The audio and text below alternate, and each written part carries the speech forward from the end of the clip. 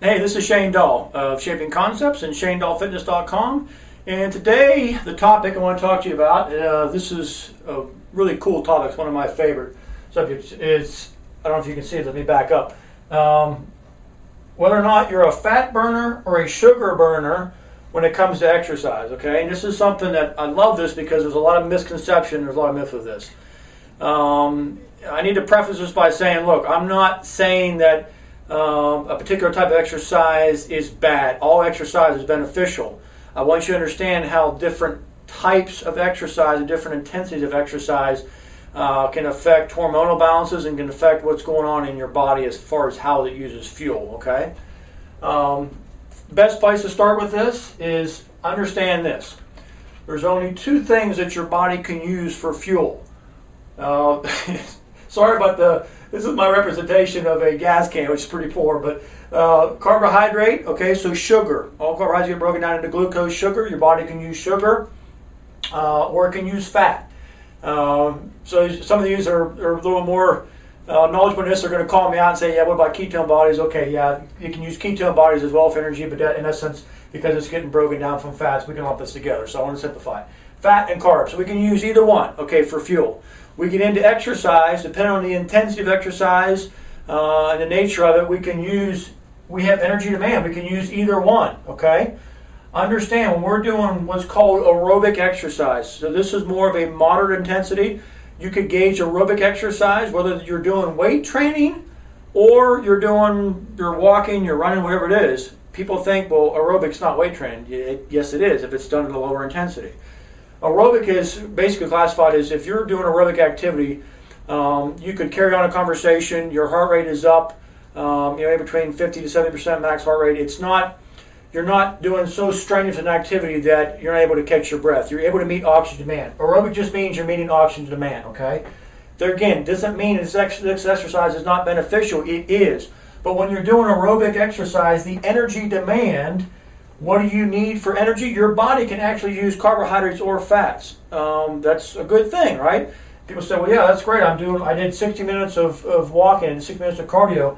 I was able to burn fat. This is true. However, when I'm doing anaerobic exercise, I'm not able to meet oxygen demand. I'm actually working at a much higher intensity. So there again, it could be weight training, resistance training, or it could be doing cardio, but you get your heart rate up. It's a lot higher of intensity. That momentary, or that exercise duration, whether it was a short burst, a sprint, or a really heavy lift, or you were not able to meet oxygen demand. So in this case, your body cannot use fat. It can only use carbohydrate, okay? Some people might think it's a bad thing. It's not true, okay? So now you understand we're going to use one or two different fuels, carbs or fats, depending on the energy demand. We're either going to use carbs or fats or both for fuel, depending on the activity. This is where it gets interesting, okay?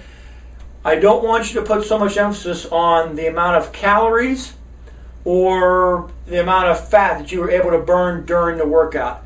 I don't care who you are, unless you're doing 90 minutes plus of exercise at a very high intensity. You're not going to be able to burn that much fat. You're not going to be able to burn that much or that many calories during physical activity. It's just not going to happen, okay?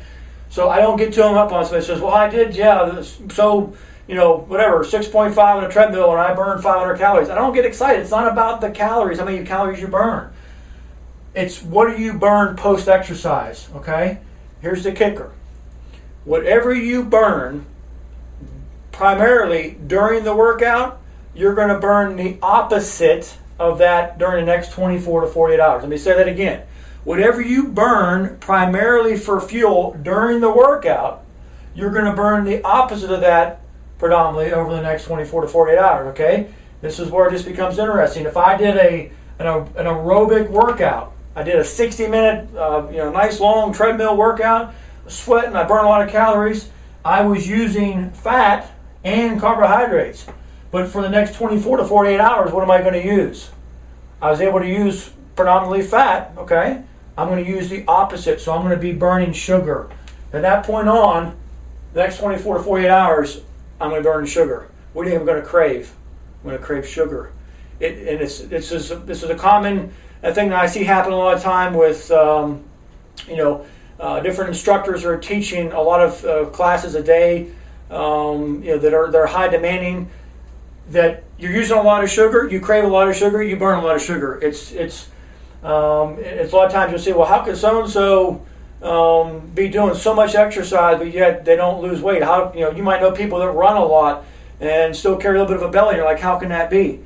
Now you understand. It's what you burn during the exercise isn't necessarily what you burn after it. Here's the flip side. When I'm doing higher intensity exercise, I'm in an anaerobic state. If that exercise, that workout was predominantly anaerobic or what's called glycolytic, we had a lot of high intensity, short burst. That's why I'm so big on burst training and an interval training.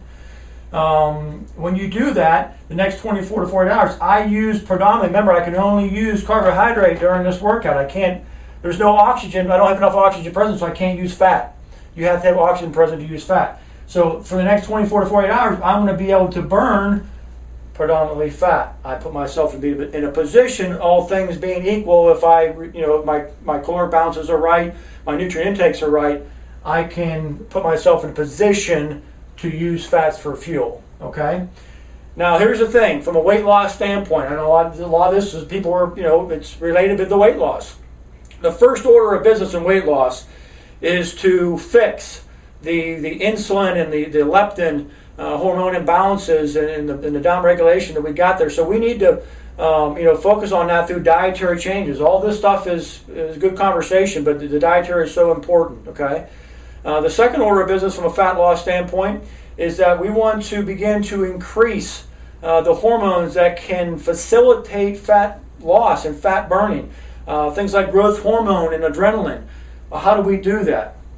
The higher intensity exercise, okay? And understand this isn't for everybody. You don't start with this, but even, that's why I'm so big on doing resistance training, weight training, short bursts, short bouts of just really working with some weights can really help to stimulate the growth hormone and adrenaline, which can, there again, if done properly, we can be in a position to burn fat. So hopefully that makes sense. The whole idea is that, you're not necessarily better off to do longer duration, lower intensity aerobic workouts and think you're going to be better at burning fat. It's not the case hormonally, and it's not the case from an energy standpoint of what your body uses for fuel. So there it is. If you have any questions at all, I know there's, I might be trying to oversimplify this, but I want you to understand the whole idea behind this so that you begin to integrate some higher intensity workouts when possible. So any questions, feel free to shoot me an email, and we will talk soon. All right, thanks a lot.